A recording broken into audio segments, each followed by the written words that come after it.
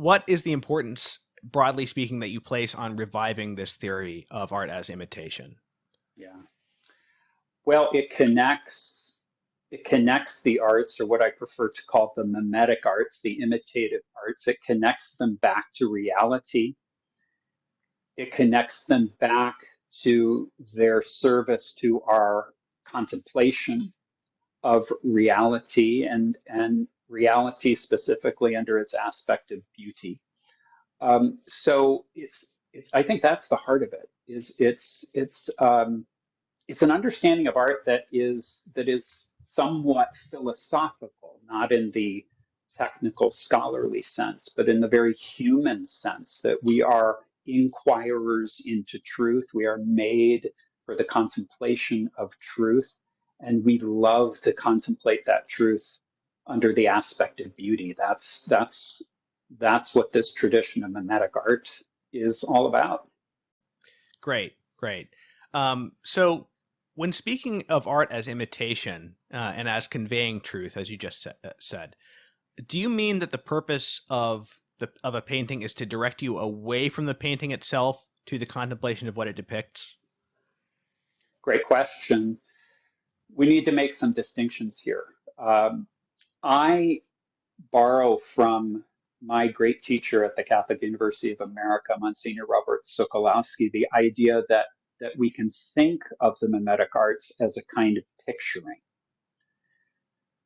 That's certainly the case when we think of arts that are literally picturing, drawing, or painting, but I apply that to all the mimetic arts. So I would think of the novel, the film, dance, and indeed music as a kind of picturing.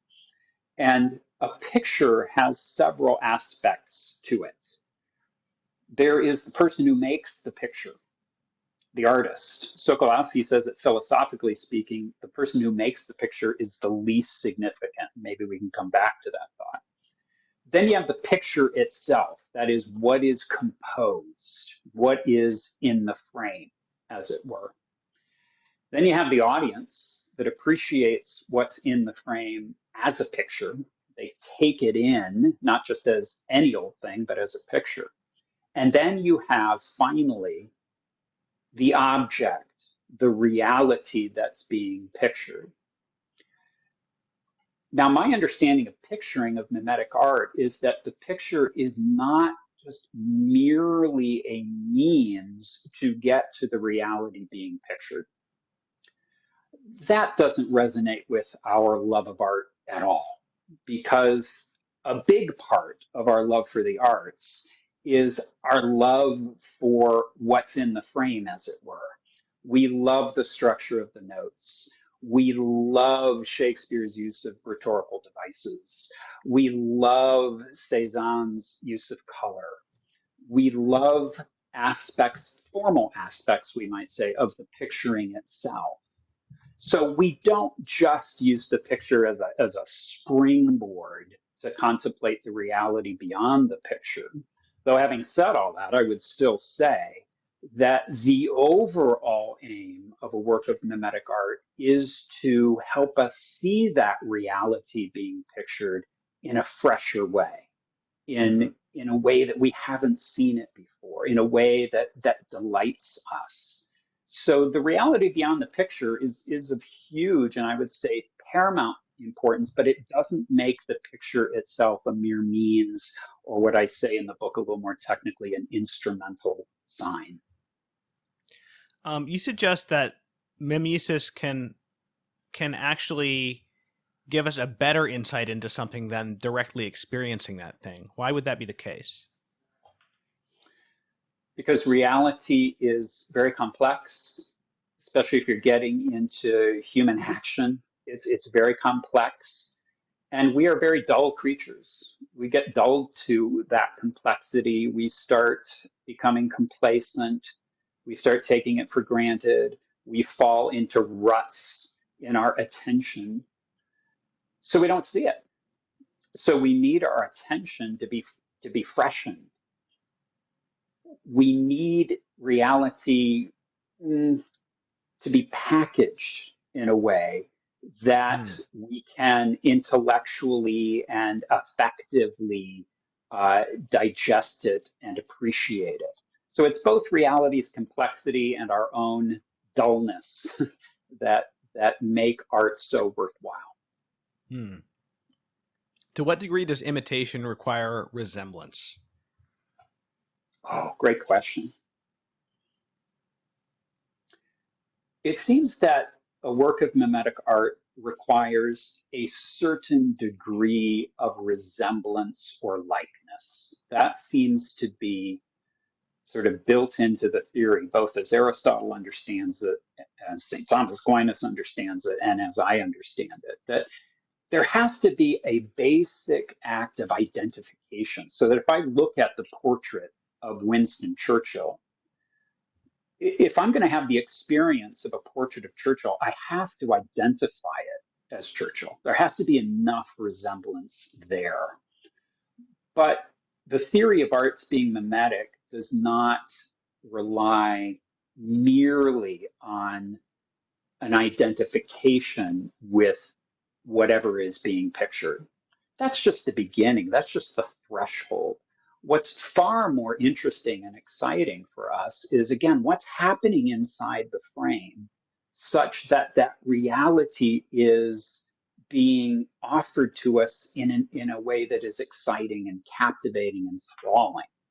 Um, we don't go through art museums, like a portrait museum, as there is one in Washington, D.C., and say, oh, yeah, there's the Churchill, there's the Lincoln, there's the George Washington. I got it. I've identified them. But nonetheless, there has to be some identification. And we can talk about how much there needs to be in order for us to contemplate that reality. So is a cubist portrait, for example, does that give us enough resemblance, maybe not of a particular person, but at least of a person, for us to have a valuable experience contemplating the piece? Those are fascinating questions. Yeah, and to be honest, the way that you in the book answer the questions that I've been asking so far is that's the reason that I said introducing you that I think you do a lot better job. Your version of this theory is a lot better than the way that conservative writers have often approached art, which is to redirect away from the work, right, to their own thematic discussion, for instance, or to to expect an overly sort of an overly realistic bias, for example, when it comes to visual arts, Mm-hmm. things like that. Right. And Right. that's why I think your book is so strong on that. Thank you. And yeah, let me underscore that. There's nothing in a mimetic understanding of art that says that, or that requires that painting, for example, or even photography for that matter, needs to be extremely naturalistic. That's one mode. That's one mimetic mode. Right. Um, but I can be grabbed, say, by a cubist portrait, or a portrait that at least is not striving for a photorealistic effect. Um, I mean, Right. just think of very simple examples like a caricature of somebody. The caricaturist is not after uh, naturalism. He's deliberately trying to exaggerate features of the sensible forms of someone's face. Why? So that we see it anew. We see what's characteristic of it, and sometimes you need to exaggerate.